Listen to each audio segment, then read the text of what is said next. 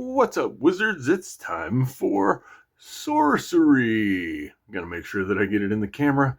I know in the past I've done some box openings and the cards have been a little bit small, but I will do my best to show you off the cards as closely as possible and as clearly as possible, because I'm really excited about this one. I'm a Magic player, and I have been playing Magic for, well, since 1995. There was a big gap in the middle there, but I got back in around 2008, and I didn't stop until pretty much now. And I'm just not happy with where Magic's going. I think the game is, flavor-wise, a mess. I know that there's still people that have a lot of fun. I know that there's still plenty of times that I'll play Commander, or I have a D&D cube, or I'll chaos draft with folks and we have a blast. So I don't want this to come across as like me being really angry at people who still enjoy Magic. That's fine. Like, totally get it. It is a great game at its heart. But for me, I'm old enough to have witnessed the very beginnings and then seen the decline over the years as Hasbro has taken over. And 7 sets a year, 4 of which I don't really care about at all. It's a bit much. And so I want to go back to something that tap into a well that existed way back in the day. And I've written down some notes as to why I think Sorcery is a great game. And we'll kind of go over that after we do this box opening really quick. Now, this is the Contested Realm is the name. So like Magic, the Gathering, it's Sorcery Contested Realm. And Sorcery is important because Sorcery, there are no instant speed effects in Sorcery. You can block and do stuff like that with your creatures, but there are no instant speed effects, so it's kind of on the nose, and it's kind of a play on Magic, right? So this game is kind of designed, I think, with Magic players in mind. And if you want to experience even what it was like for people in 1995 to play Magic, I think this is a good set to do so. All the warnings in the front. I haven't played the game yet, but I have kind of gone down a rabbit hole of watching actual plays, learning rules. I am by no means an expert, but I have a good idea of how the game plays out. And this is the first set of pre-constructed decks that I bought, and we're going to be playing them this weekend. There's already like 3 people at my LGS, Gamers Haunt Nashville, who we're going to sit down with, and I'm going to introduce the game to them. Or one of them actually works behind the counter, and so he's already played, and he has his own pre-constructed decks. And I think this is a thing that is going to start happening in our scene, and maybe in your scene, because there's a lot of people like us who kind of, I don't love pizza on cards. I don't love New York City as a setting. It's not really why I got into Magic. If I wanted New York City as a setting, I might have gotten into like some kind of Shadowrun game or like Cyberpunk or something, you know, like I just, it's not my thing. And if it's yours, totally fine. I get it. Maybe you can get some enjoyment just out of the art in these cards, the stylistic choices of these cards, or maybe you just don't watch, and that's okay too. It's free country, free world. I don't know. Anyways, here we go. Without further ado, let's crack open.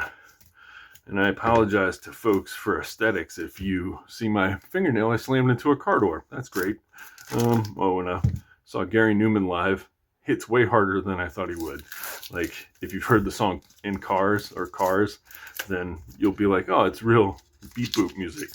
It is not beat boop music. He is like serious, hardcore, industrial, kind of like comes out, and it seems like a Cenobite is on stage. So I was pleasantly surprised by how hard Gary went.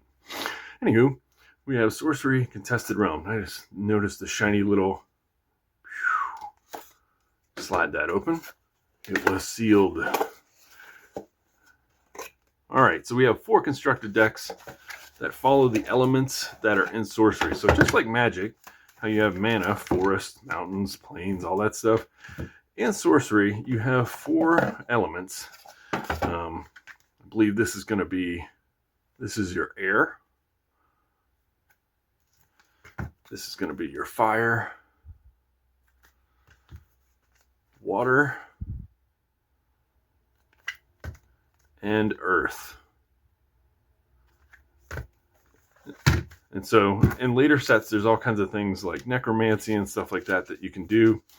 But the main elements and the component mana of the game, so to speak, comes from these 4 things.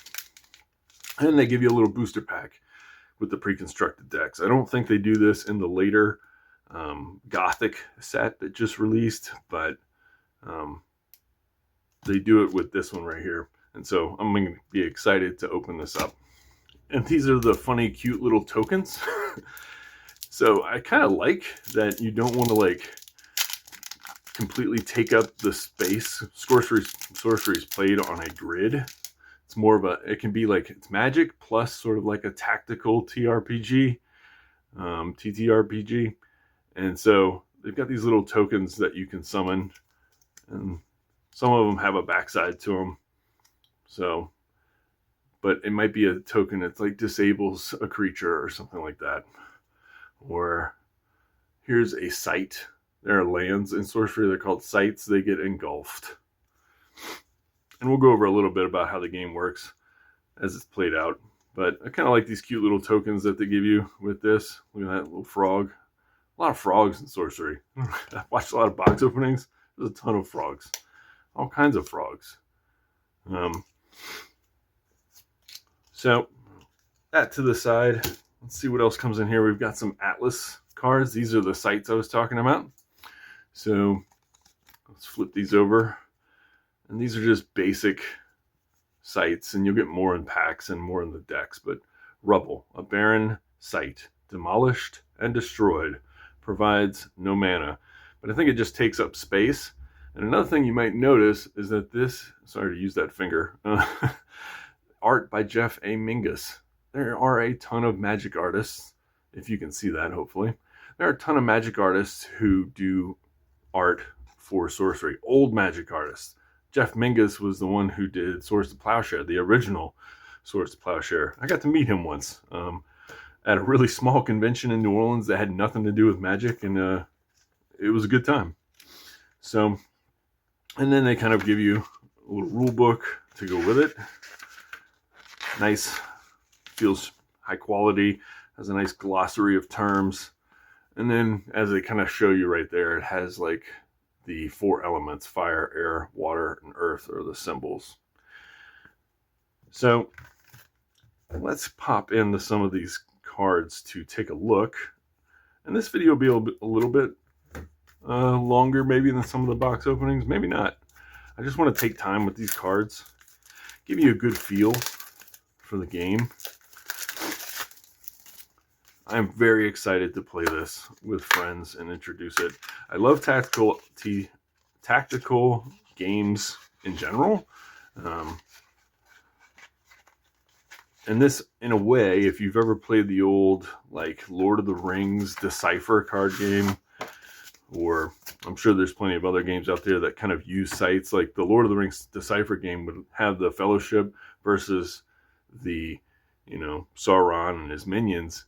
And the Fellowship would try to get the ring to Mount Doom. And that's kind of how the game would progress. And you get to see all these sites that you remember from the films as you're progressing along. And you could kind of pick and choose which ones you wanted to put in your deck. But it was really neat to like go on a journey, so to speak, because it told a story.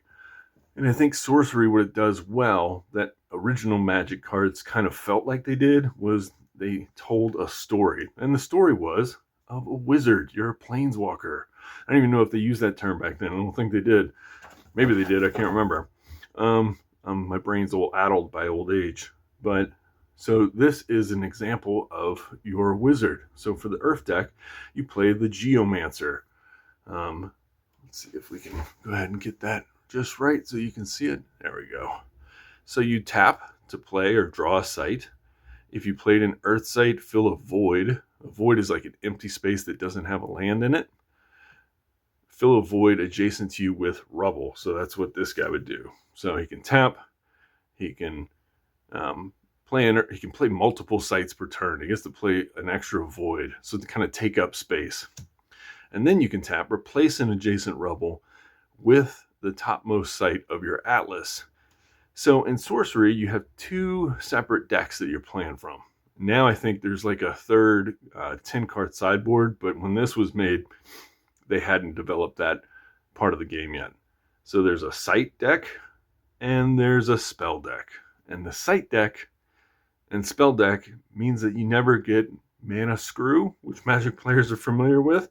Now, some people say that the randomness adds to the game, and maybe that's true to a level, but I love the tactical decisions that you have to make even there, because you get to draw one card a turn. And so maybe you want to draw from your sight deck versus your spell deck. And that sort of like steamrolls throughout the rest of the game is like, am I making the right decisions here and there? Like all the decisions seem to matter, even though they seem pretty simple. And so I love that idea rather than random fate and chance just being like, well, you don't have any lands, so good luck with that. This is much more about skill, I think, of the player than Magic can be at times when sort of fate intervenes. All right. The card quality on these, very nice. It just, I've seen foils in these, and we may get a foil in our pack. Honestly, the foils are just like, there's no bend. Like stock is great. So another thing that's awesome about sort of tactical games, this card, for example, Crater Rise. First of all, let's talk about the cool flavor line here. Elite Magic of Cataclysmic Impact. Now, elite signifies the rarity of the card. So there's elite and unique and exceptional, and I think ordinary is the last, or that would be common. But then it adds this little flavor line, which really doesn't have a lot to do with anything. It just makes it way more flavorful of a game, and that's kind of what these cards do throughout. Elite Magic of Cataclysmic Impact, and it gives this little grid. So when you cast a Crater Rise on the board, and you have to have, looks like 8 earth symbols, I think, to do it. So that's a lot of different, each site produces one. So you'd have to have 8 sites already going to cast this giant spell. But when you do, it's going to deal an area of effect. And this is a kind of neat thing that Magic doesn't really do. Like you've seen maybe some uncards or something that's like, or like Chaos Orb. Back in the day, you used to rip it up and like sprinkle it all over the board and like, oh, that's where it'll hit. Crater Rise will do 10 damage to the middle, 7 and 4 to this outlying ring, and then it 2, 4, and 1 on these outlying rings all around on this grid. So if you cast it over here in this corner, 10 over here, and then all around it, spreading out, it will do more damage, like a real meteorite, spreading damage on the board. And I just love that kind of stuff. Raytanis Titan, an elite giant, makes an epic entrance. Genesis, strike each enemy here. Genesis, I think, is maybe like an upkeep, or no, maybe an ETB, I think that's what that term is. Mountain Giant. And we'll speed up a little bit so we get through all the decks, and then I'll tell you why I like sorcery so much if you haven't figured it out. This is power and toughness. So for 1 earth, you can summon wild boars. They have 2 power and toughness. Ordinary beasts with brindled bristles.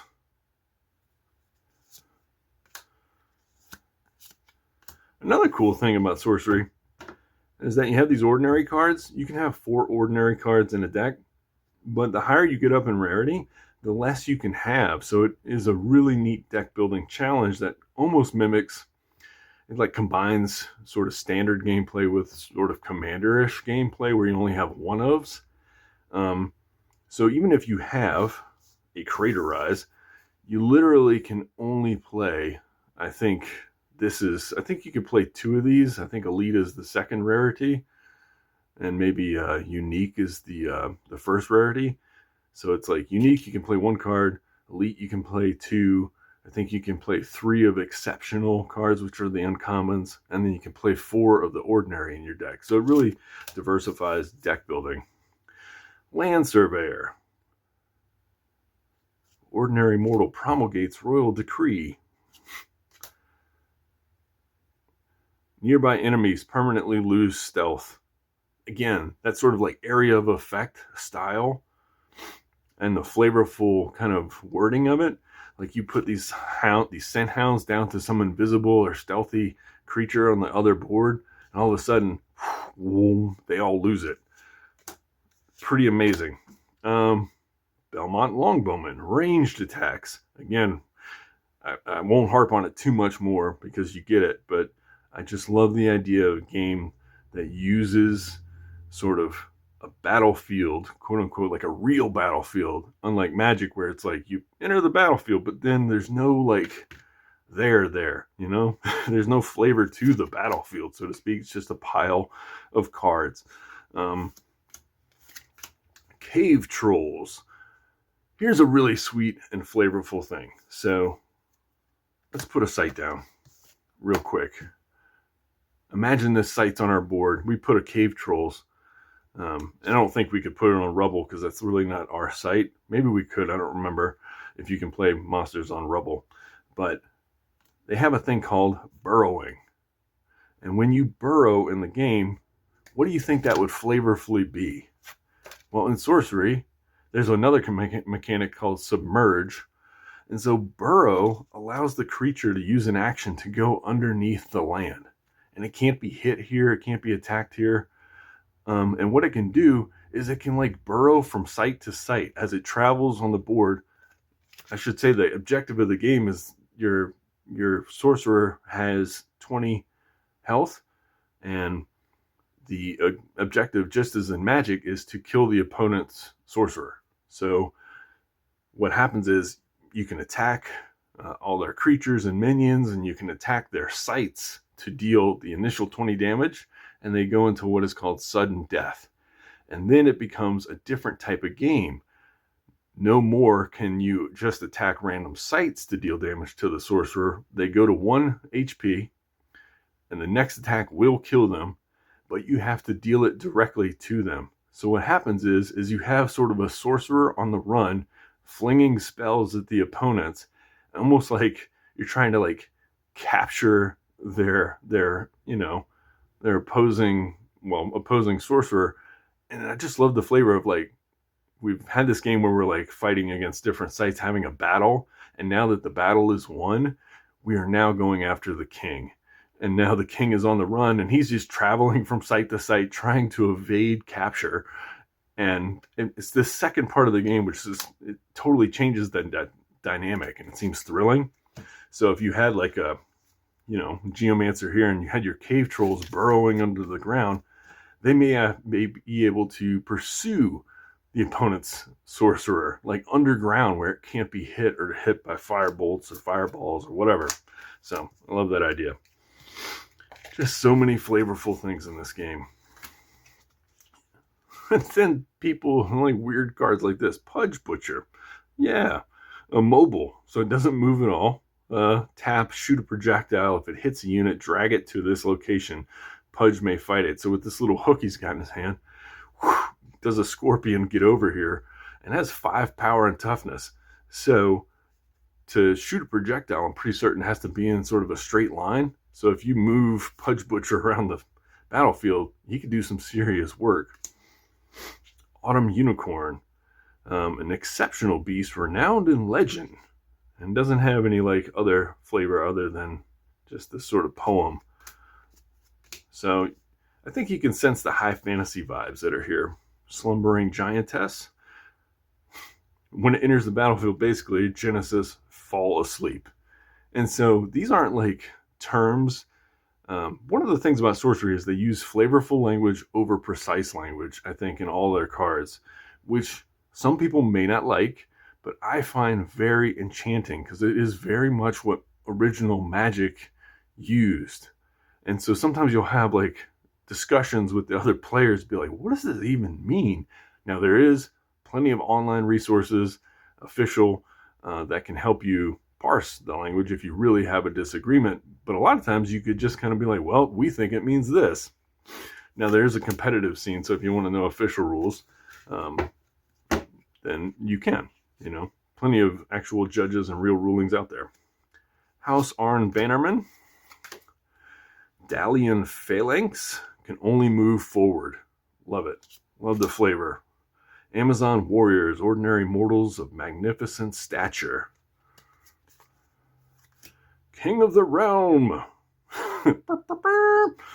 So takes 7 earth to summon, has 3 toughness, but gives all other mortals +1 power. And you control all mortals, so that's pretty cool. Overpower. These are sort of spell effects. Divine Healing, you gain 7 life. Border Militia. Bury, a couple of sort of just kill spells. Burrow target minion or artifact if able. Well, that's funny. It's like, so like if you bury them, they literally just go under the earth and can't move around until they get out from under it because they don't have burrowing, maybe. You're just burying them alive. That's hilarious. Cave in, burrow, all minions and artifacts occupying target land site. And so I love the idea, like we have this realm. We're building a new realm every single game. And we're doing these like environmental effects and changes to it. And you'll see that more with Water Deck, especially where it floods different lands. Entangled Terrain. Siege Ballista. Oh, I love this one. Rolling Boulder. If you've ever played a game called Wiz War, it's a board game. My friend Carl and I would always try to knock down every wall because walls could take damage in Wiz War, and it's like a strategic game of wizards trying to fight each other in a labyrinth, basically. The board always changes. And one of the cards was Boulder. And what Boulder would do is it would just do, I think, 5-10 damage to anything it hit, and anything could push it. So you'd break down some walls, and me and Carl were all into the shenanigans of the game. And it really is a game of shenanigans because wizards are laying traps for each other. You're like putting wizards in bushes, like encasing them in ice. Like it's just goofy, but pretty fun. And so this card to me oozes Wiz War. Units have tap, give Rolling Boulder a push. It rolls as far as possible, and it deals 4 damage to each other unit along its path. So you can, I read somewhere online, somebody won the game by pushing a boulder with a camel right across the board, and it hit the opponent's wizard who was already on death's door. Just a hilarious story to a game, you know? And so in Wiz War, me and Carl would always try to like get a boulder to infinitely go across the game, because if you broke down the opposite wall, it would kind of portal itself over to the other side. And our thought was we could have an infinitely rolling boulder that like murdered everything that crossed its path as it sped up to a near light speed. It was that like intended by the game designers? I don't know, but those kind of things make games fun for me. And I think that Sorcery has a lot of that energy to it. Payload Trebuchet. And now I get some sites. Humble Village. You can pay 1 to summon a foot soldier token here. So it's kind of a land that you don't even need to cast creatures or minions on, as they're called in Sorcery. You can just use the land itself to make little creatures. Vantage Hills. Ranged units have +1 range here. And we do have some range cards in this set. Quagmire. An exceptional site of swamp and slough. Genesis. Until your next turn, units are immobile while they occupy nearby sites. So you put this thing down, boom, and you've just like quagmired everybody else in it, all the enemy troops. Bedrock, an exceptional site of unyielding solidity. Can't be moved, destroyed, or modified. Holy Ground, site of benefaction and blessings. Genesis, each nearby avatar heals for 3 life. So avatars are your wizards. So you can put this down to give yourself a little boon. Oh, I see the cross on the hill. I feel so much better. Sinkhole. Sacrifice Sinkhole. Destroy a nearby site. Love it.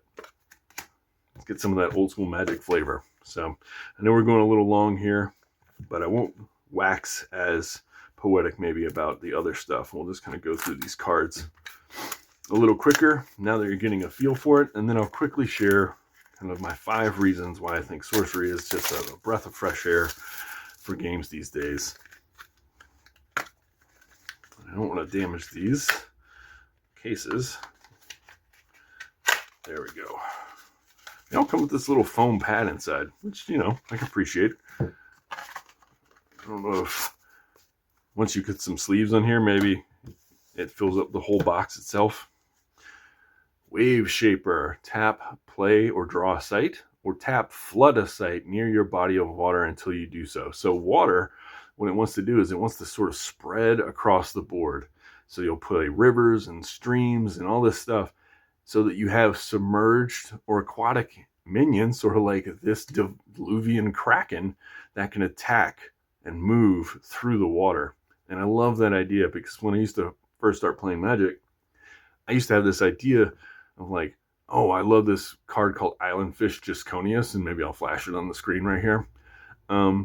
What can only attack if the opponent has islands. So I would use another spell called Phantasmal Terrain to turn one of the opponent's lands into an island. And this strategy wasn't good, right? This card's not that great, but the flavor of it was so charming to me that I really wanted it to work. And I think what they've done in Sorcery is they've taken charming, sort of flavorful strategies and they've made them the heart and the bedrock of the game, so that when you do these things now, it will actually feel viable and you won't just get whooped up by a 4/4, destroy everything, this creature's insane, has menace, trample, steroid abuse. You know, like the lack of flavor in a lot of the cards now is like Ford Pinto smashes into all of my, you know, like, I guess there's some flavor in that. But anyway, I won't rant anymore. You like it or you don't, I think it rocks. Here's like the heart of the water, a Nui Undyne, an exceptional spirit born of the sea.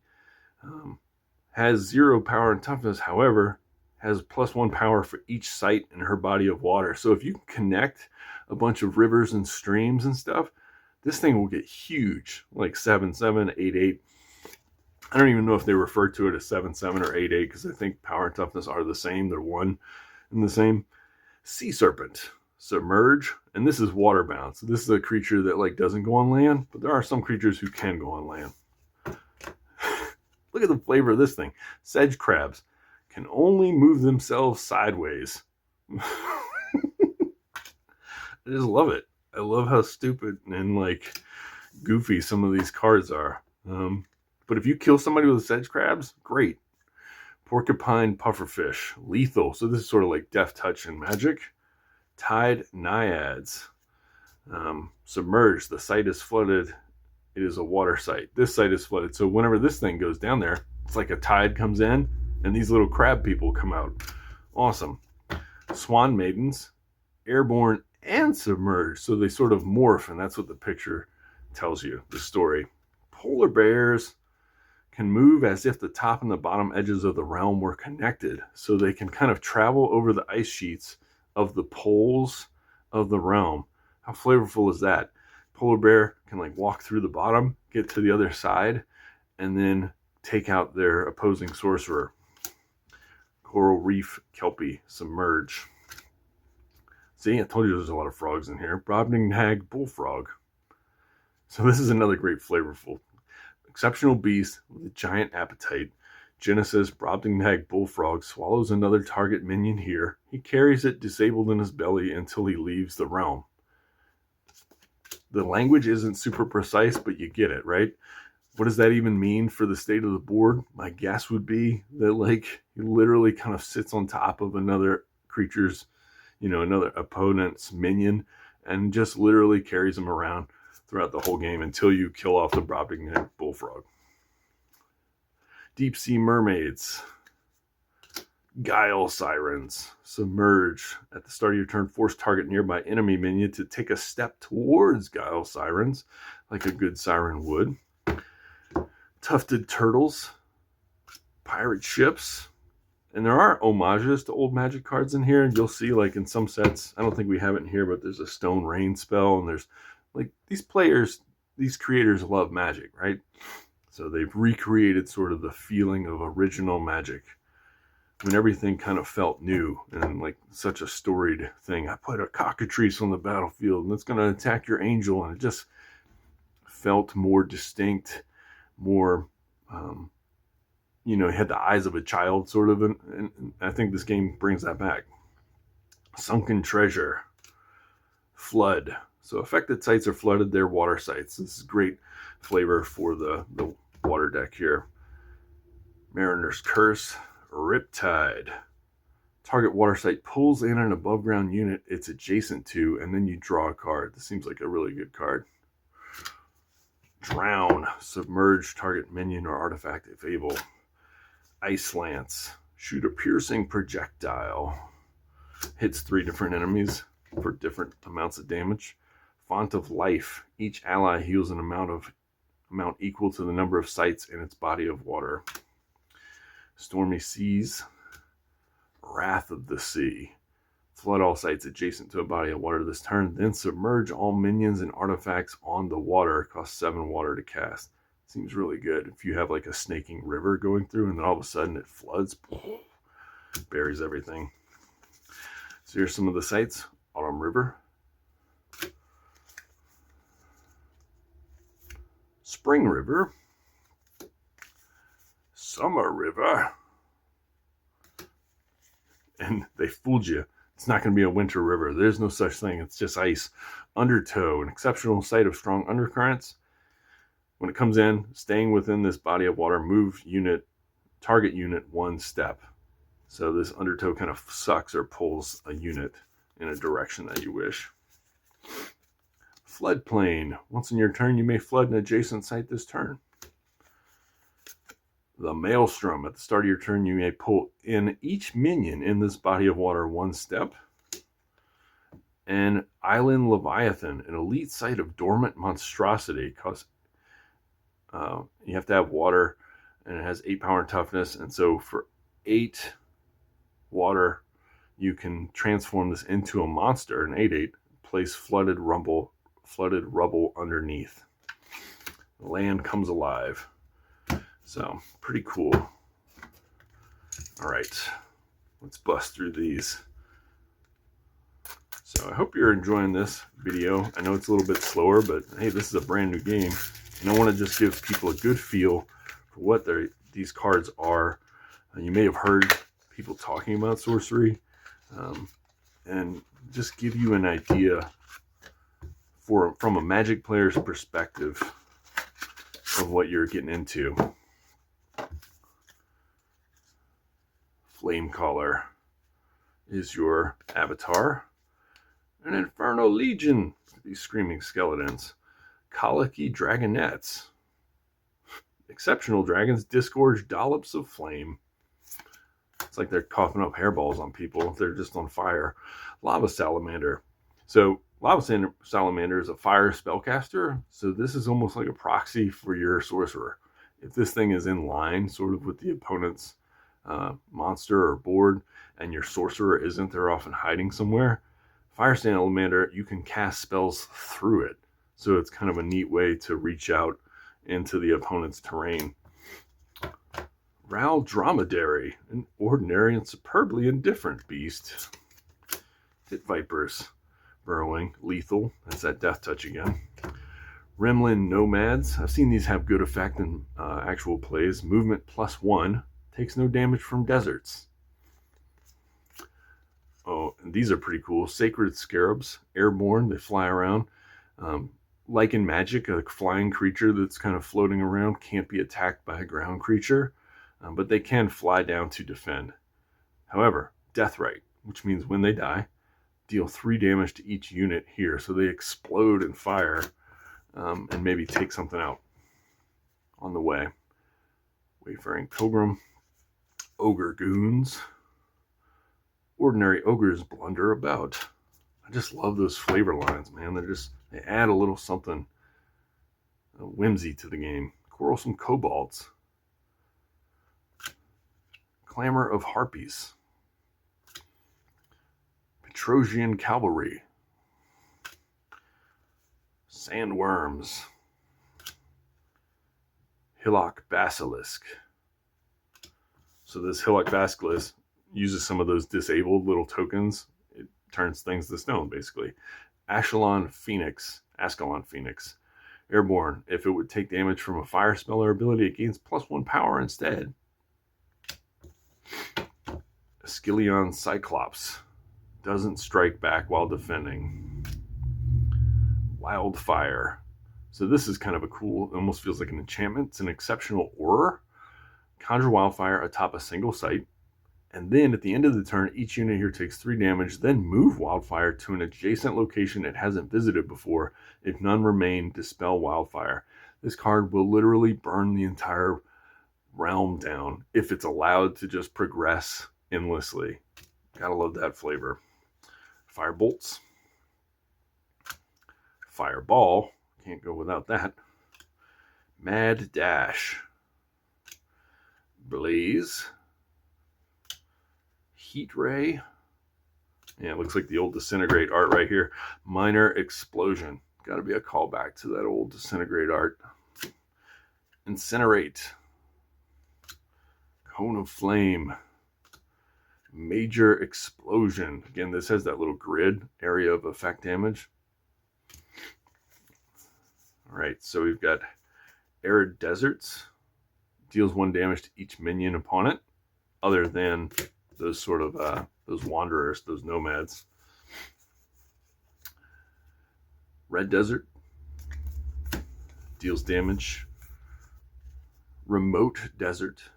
So very inhospitable places here. The art's beautiful. I love these little sight cards. Shifting Sands. So Genesis on these deserts is that they deal damage, and this Shifting Sands, if it would be placed in the middle of, like, say, a bunch of different deserts, you could pop this down and then all of a sudden it would deal a ton of damage from all sites. Vesuvius, a unique site of doom foretold. 3 earth or 3 fire, sacrifice it. Each unit occupying nearby sites takes 3 damage. An eruption happens. And then finally, Cornerstone, an exceptional site and fundament of the firmament. You may play this site to any corner. Sweet. One more, and then we'll get that booster pack, and then I'll go over very briefly the 5 things that I love sorcery for. All right, so this is our final one. This is Airborne. There we go.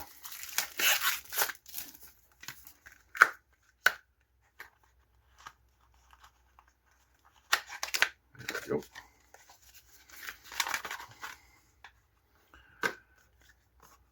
Get some of the detritus cleared. Spark Mage.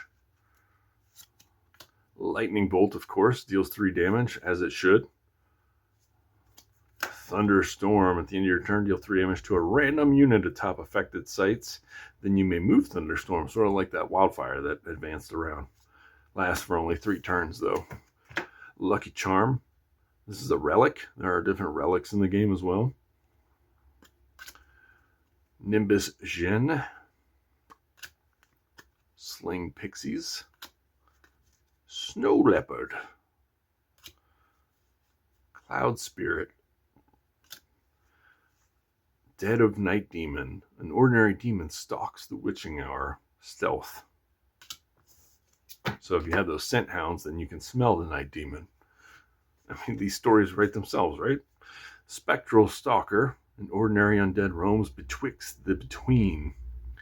Void Walk. So in those empty spaces, this thing can actually, like, sort of walk around through the void, which is kind of creepy and weird. Gotta love it. Look at this art. Headless Haunt. Kite Archer. Midnight Rogue. Ranged Stealth. Plumed Pegasus. That's pretty. Spirit Lich. Spire Lich.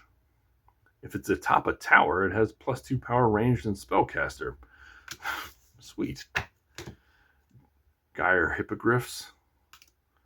Skirmishers of Mu. Roaming Monster. Highland Clansman. Apprentice Wizard. Grand Master Wizard. Blink. Teleport. So you can kind of get the flavor of Air, huh? It's really just, Air is all about shenanigans. Blinking things around the board, moving things. Raise Dead. Chain Lightning. We've got our sites. Gothic Tower. So this is where you can put your Lich at, and it'll get all kinds of powers.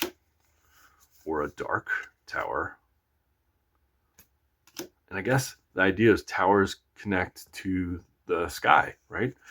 So the sites that are closest to the air are going to be the sites of this deck. It makes sense. Flavorful, as always, as I anticipate much of this game is.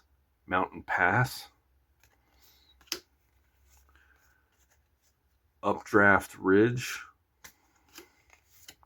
Observatory to observe the heavens, Planar Gate, minions gain Void Walk, and then a unique site, Cloud City. Aloft and ever fleeting, pay 3 air. Once on your turn, this site may fly to a nearby void. And I bet if you have a minion on top of it, then it gets to travel with the city, which is pretty cool. All right, so let's open up this booster pack. What kind of magic will we get inside? Pack feels great to open. I'm not just blowing smoke. It feels pretty solid. I feel like you can almost hear these things on videos. These are uncommons. Albaspine Pikeman, Floodplain, Bane Widow, an exceptional beast with venom-dripped fangs. Panorama Manticore. That guy, look at that. Yeah, he's seen some stuff. Airborne, lethal. That may have been our rare. It's an elite, so it's sort of like a rare, I think, is, and then unique is like mythic. Eremos Mercenaries, Scarecrow, Rain of Arrows, Boil. That's a magic card. Destroy all minions occupying target water site up to 2 steps away. Entangled Terrain. We got one of those earlier. Beast of Burden. May carry any number of allied minions. Pirate Ship. Snow Leopard. Sea Serpent. Unravel. Destroy all artifacts and undead minions at a location up to 2 steps away. And then finally, a Remote Desert. Sweet. Well, I hope you have enjoyed kind of this ramshackle box opening here of the 4 Elements Precons for Sorcery Contested Realm. That was the beta set. So here's my guide. One, which I love, Sorcery releases 1 full set per year. This year's set is Gothic. So if you're a Magic player, getting into the game now is very doable. You literally only have beta, because alpha was the Kickstarter that wasn't released on shelves. So you have beta, which is all the same cards, but there's some Frank Frazetta art and stuff that was special to the alpha that they don't have, and makes them very valuable cards. So this is beta cards right here. And then you have Arthurian Legends, which is a very flavorful set. I'm going to get a box of and show you that off. And then the third set is Gothic. And so there's only 3 sets to collect. And that's the case until, I think, December of this year. So it's not hard. And those boxes aren't like undoable, right? They cost about the same as Magic Play Booster boxes. And they have 36 packs, except for Arthurian Legends, which was sort of a smaller set. All the art's hand painted. Everything in here. Nothing is done with digital art. And that is literally not happenstance. It is intentional. Flavor and mechanics feel intuitive. Burrowing, submerge. You're flying through the void. All these things, like a meteor hits and then it causes an AoE effect. All these things lead to my excitement for the game. So unlike Earthquake and Magic, I guess if ground creatures get hit, that's sort of the limit of the flavor in that game. The battle, the grid is going to add so much to the game, I think. Like the polar bears crossing through the poles on ice sheets and then coming to the other side. I mean, how cool is that? Card quality and care. So these kind of go hand in hand, and you'll see it, I think, more so with new boxes. But like Arthurian Legends, the box is gorgeous.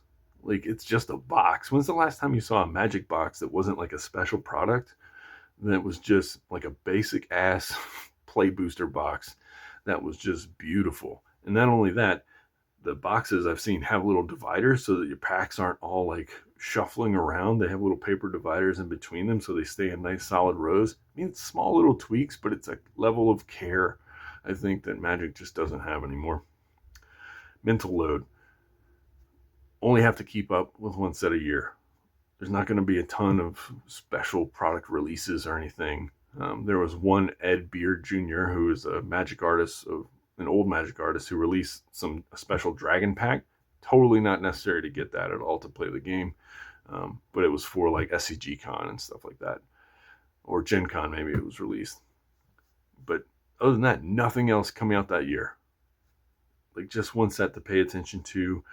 You can tell the cards are far less wordy than Magic cards, so as you're playing a game, like it's just a lot easier to grok and keep track of, and the complexity comes more from your strategy than the words that are on the card, which I love. Also, the mental load, honestly, of, and this might be a little divisive for some folks because everything is a business, right? These are all trying to make money. I'm paying these people money.